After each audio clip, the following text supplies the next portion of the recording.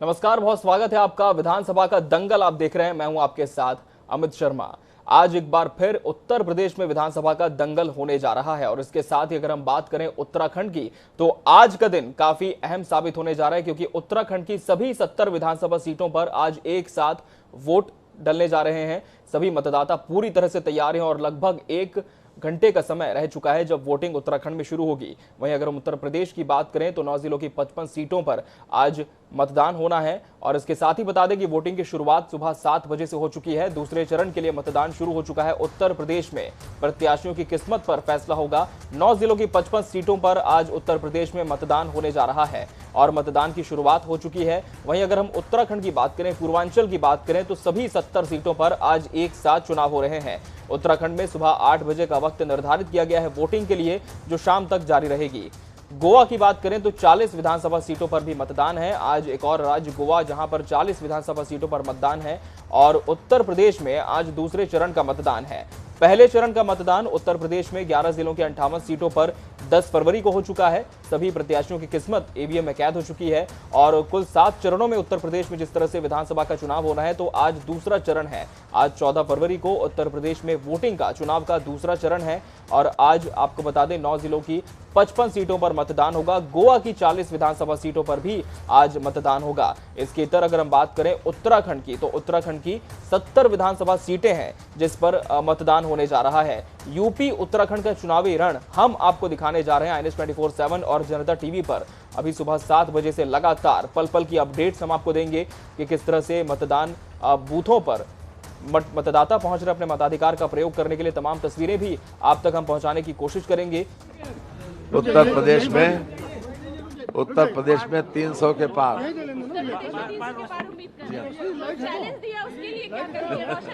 मैंने कहा ना कि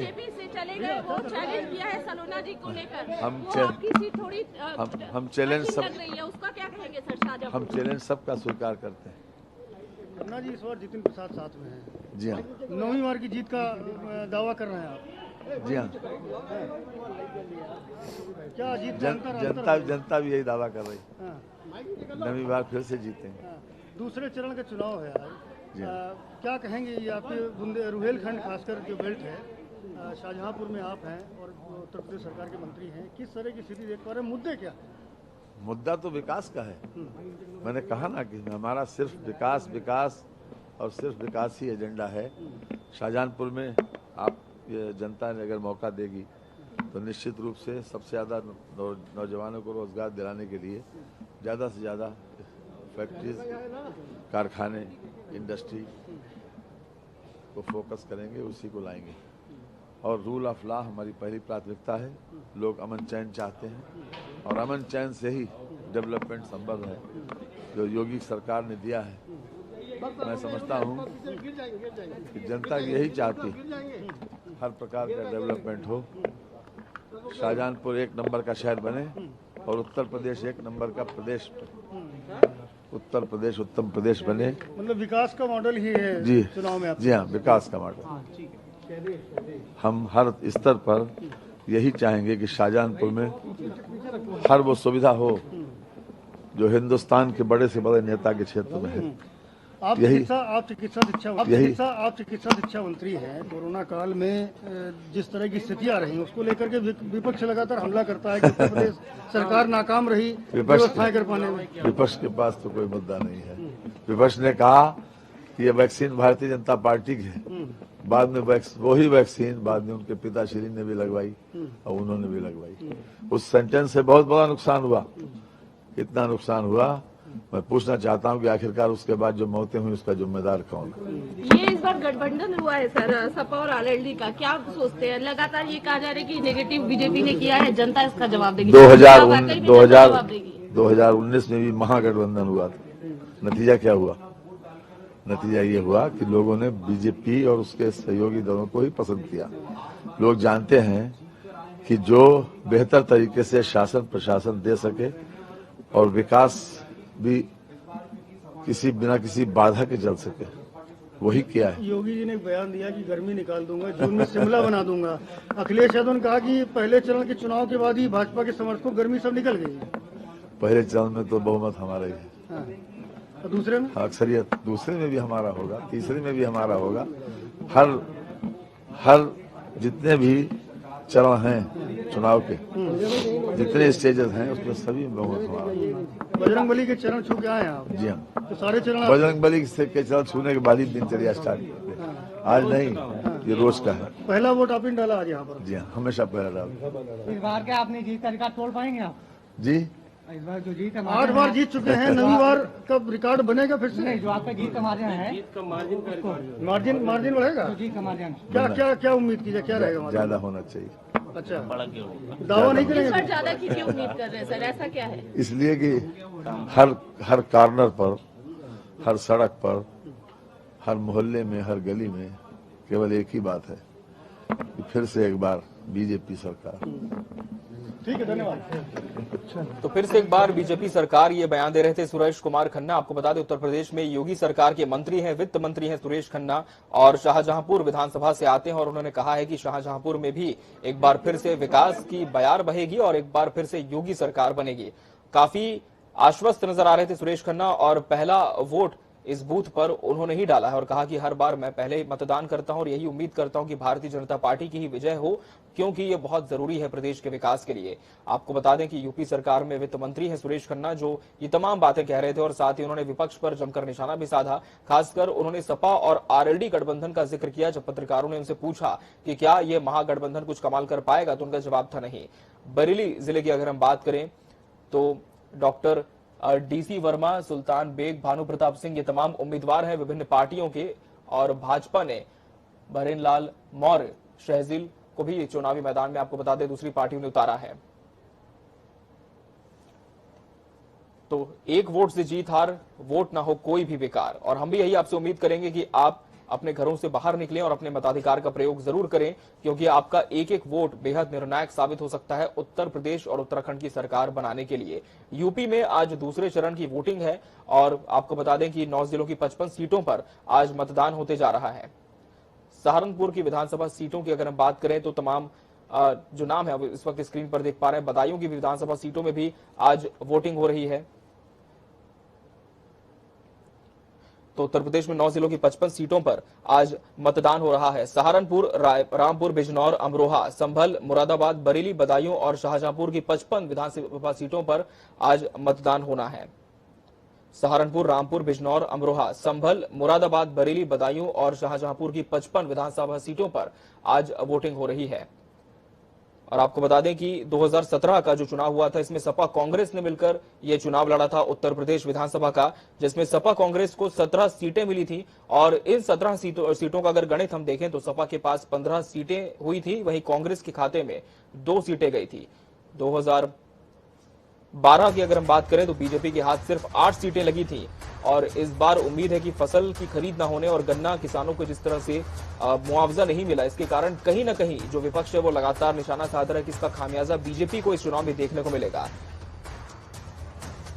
और उत्तराखंड के नतीजे की अगर हम बात करें तो 2017 में भाजपा ने 57 सीटें जीती थी और 2017 में कांग्रेस मात्र 11 सीटों पर ही सिमट कर रह गई थी। 2 सीटें ऐसी थी उत्तराखंड की जो अन्य के खाते पर गई थी।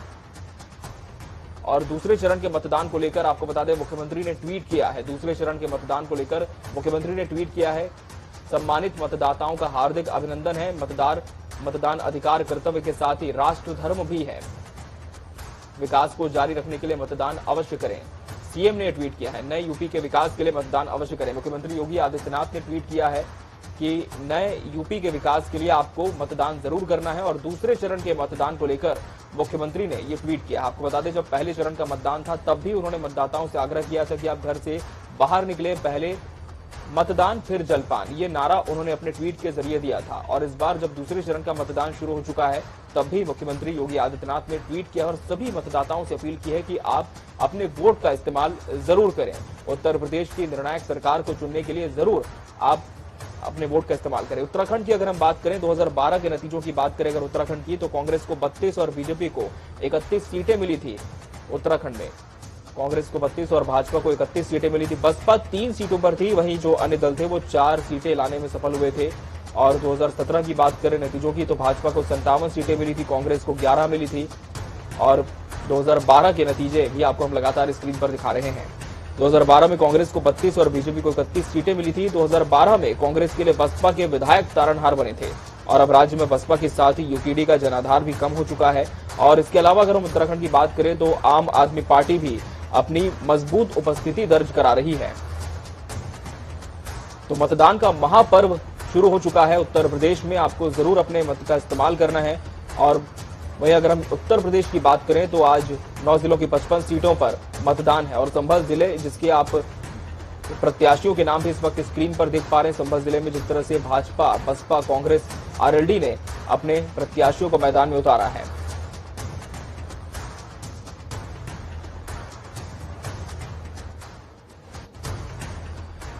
और तमाम तस्वीरें भी हम आपको मतदान की पहुंचाने की कोशिश करेंगे और इस सिलसिले में हमारे सहयोगी भी हमारे साथ जुड़ते चले जाएंगे। हमारे साथ हमारे सहयोगी रामपुर से जुड़ चुके हैं सुरेश कुमार। सुरेश, रामपुर की हम बात करें तो काफी हॉट सीट ये उत्तर प्रदेश की मानी जाती है। इस वक्त आप किस मतदान स्थल पर खड़े हैं? रामपुर में कितने पोलिंग बूथ बनाए गए हैं और क्या मतदाताओं का उत्साह अभी देखने को मिल रहा है वहां पर?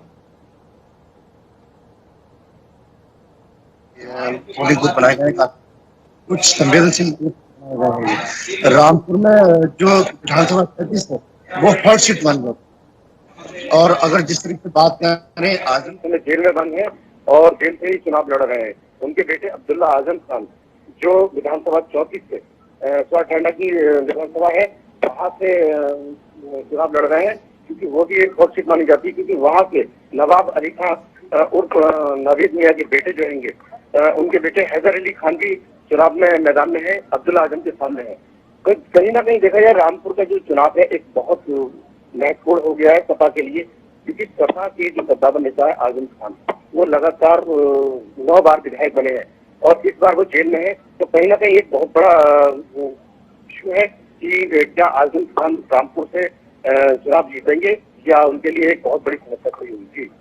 बिल्कुल बिल्कुल, आपने सही कहा सुरेश। और यूपी के रामपुर में नवाब परिवार बनाम आजम खान के परिवार के बीच ये लड़ाई देखने को मिल रही है। लेकिन जो समीकरण इस बार बने रामपुर चुनाव में सुरेश, कहीं ना कहीं ये भी गलत नहीं होगा कि बीजेपी ने इस बार बहुत बड़ा कदम उठाया है, क्योंकि 2014 के बाद ऐसा पहली बार हुआ है जब बीजेपी ने अपनी पार्टी का टिकट किसी मुस्लिम प्रत्याशी को दिया है। ऐसे में क्या बीजेपी कहीं ना कहीं ये मानकर चल रही है कि जो मुस्लिम वोटर्स हैं क्षेत्र के, और जिस तरह से उनकी बाहुल्यता भी इस बार बहुत मानी जाती है, लेकिन अक्सर बीजेपी जिस तरह से हिंदुत्व पर फोकस करती थी, तो उसका ये कदम उठाना, एक मुस्लिम प्रत्याशी को टिकट देना, क्या बहुत सारी चुनौतियां भी लेकर आया है बीजेपी के लिए? जिस तरीके से यहाँ की अगर आबादी की बात करें तो मुस्लिम बाहुल्य क्षेत्र कहलाता है रामपुर, क्योंकि यहाँ पर समाजवादी का गढ़ कहा जाने वाला रामपुर है। लगातार काफी समय से समाजवादी पार्टी की फिट यहाँ से निकलती चली आएगी। अगर बीजेपी लगातार काफी समय से संघर्ष कर रही है। अगर संघर्ष की बात करें तो बीजेपी ने पिछली बार जो इलेक्शन हुए थे उसमें 2 सीटें निकाली थी। एक बिलासपुर सीट बलदेव सिंह औलख जो राज्य मंत्री रहे, और एक अगर बात करें तो राजवाला जो मिलक विधानसभा है, सुरक्षित विधानसभा है, वहां से 2 सीटें निकली थी। जबकि बीजेपी सरकार के जो कार्यकाल में सीटों का वो रहा था, उपचुनाव हुआ था, यहाँ से उनकी आजम खान की पत्नी संजीव फातिमा जीती थी। अगर बात करें यहाँ से तो माना जाता है कि यहाँ से समाजवादी पार्टी की आजम खान की राजनीति शुरू हुई थी। अगर यहाँ की मुस्लिम बाहुल्य क्षेत्र की बात करें तो 58% लगभग मुस्लिम है, जो एक बहुत बड़ा सत्ता माना जाता है। और यहाँ आजम खान को अगर बात करें तो सपोर्ट करते हैं सबसे ज्यादा मुस्लिम परिवार, और यहाँ के जो हिंदू है वो भी सपोर्ट करते हैं। इस बार बीजेपी ने अपना एक कैंडिडेट और उतारा है विधानसभा से आजम खान की टक्कर। बिल्कुल देखना होगा कि बीजेपी का फैसला कितना सही उसके साथ साबित होता है। सुरेश, आप जुड़े रहेंगे हमारे साथ। इस वक्त एक और सहयोगी का हम रुख कर लेंगे जो बरेली से हमारे साथ जुड़े हैं, फजल उर रहमान। फजल, बरेली की बात करें तो 9 सीटों पर आज यहाँ वोटिंग होने जा रही है, लेकिन आज जो मतदान केंद्रों की तस्वीर आप देख पा रहे हैं, क्या उसमें मतदाता अभी पहुंच पाए हैं वोट का इस्तेमाल करने? क्या कुछ व्यवस्था यहाँ पर की गई है? बात बरेली की करें जहाँ पर 9 सीटों पर विधानसभा का चुनाव शुरू हो चुका है और मेरे पीछे चुनाव पूरी तरीके चल रही है। लोग वोट डाल रहे हैं और वोट का प्रयोग कर रहे हैं, और पूरी तरीके से जब शासन प्रशासन की बात की जाए तो पूरी तरीके से चौमल लगा दिया गया। 9 सीटों पर बरेली में विधानसभा का चुनाव हो रहा है। इसमें 1955 मतदान केंद्र है और 3804 पोलिंग बूथ बनाए गए हैं। यहाँ पर करीब 33 लाख से ज्यादा 32 लाख से ज्यादा वोटर हैं, और जो कि पुरुषों की बात की जाए तो इसमें 72 लाख से ज्यादा पुरुष हैं और 15 लाख से ज्यादा महिलाएं हैं। अब यहाँ पर वोटिंग पूरी तरीके से हो रही है 9 की 9 सीटों पर। पिछली बार यहाँ पर विधानसभा की बात की जाए तो यहाँ पे 9 की 9 सीटें बीजेपी जीती थी। अब देखना ये होगा कि ये अब 9 सीटों पर जो विधानसभा इलेक्शन हो रहा है, अब ये 10 तारीख को पता चलेगा किसके पक्ष में नतीजा आएगा। जी बिल्कुल फजल, आपने सही कहा कि भाजपा यहां से 2 बार चुनाव जीत चुकी है, लेकिन इस बार क्या हैट्रिक लगाना इतना आसान है बीजेपी के लिए, खासकर तब जब उसका जो चुनावी घोषणा पत्र था 2017 का, उसमें बहुत सारे वादे ऐसे हैं जो अब भी अधूरे हैं। तो क्या इस नाराजगी का सामना भी भाजपा के प्रत्याशियों को करना पड़ सकता है? पर उन्होंने जो घोषणा पत्र किए थे और घोषणाएं की थी उनमें खरी नहीं उतरी है, क्योंकि कम से कम 40% भी इन्होंने जो वादे किए थे वो पूरे नहीं किए। उसका खमियाजा तो लगता है भुगतना ही पड़ेगा बरेली में, क्योंकि 9 सीटें हैं जिस पर सीधी सत्ता समाजवादी पार्टी दे रही है। और यहाँ पर कहा जा सकता है कि भारतीय जनता पार्टी को आते आते नौजवान इस बात का हिसाब लेंगे कि 14 से लेके 22 तक जितने रोजगार देने की बात कही थी वो कहाँ गए। किसान भी इस बात का हिसाब किताब जरूर लेंगे कल कि कहां आपने कहा था किसानों की आमदनी दूनी करेंगे। आमदनी दूनी करना तो बहुत दूर की बात रही, लोगों की लागत नहीं निकल रही है। जितनी चीजों को किसानों को खरीदना पड़ता था वो सारी चीजें महंगी की गई है। डीजल हो, खाद हो और जितनी भी कीटनाशक हो, डीएपी हो, हर चीज महंगी की गई है।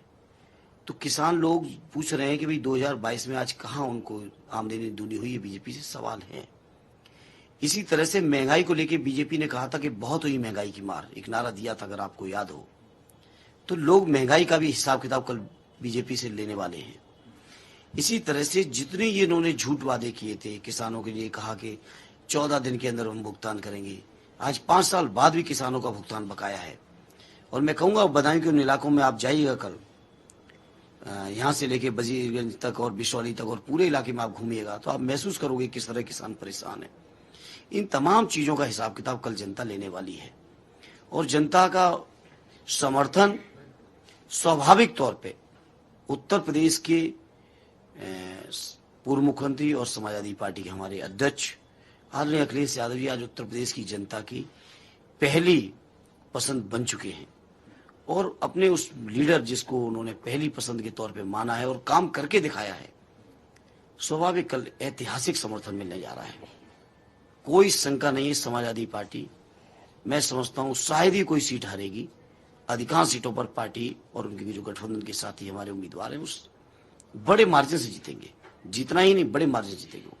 बीजेपी जिस तरीके से रिपीट का दावा कर रही है कि जो भी खास करके बदायूं क्षेत्र की अगर बात की जाए तो जितनी भी विधानसभा है वो कह रही है कि रिपीट हम जीतेंगे। तो समाजवादी पार्टी की प्रतिक्रिया भी अब सामने आ रही है और साफ तौर पर कह रहा है कि तमाम जो चुनावी वादे थे वो पूरे नहीं किए बीजेपी ने और इस बार सपा आरएलडी गठबंधन ही विजयी होगा। यहां रुकेंगे एक ब्रेक के लिए।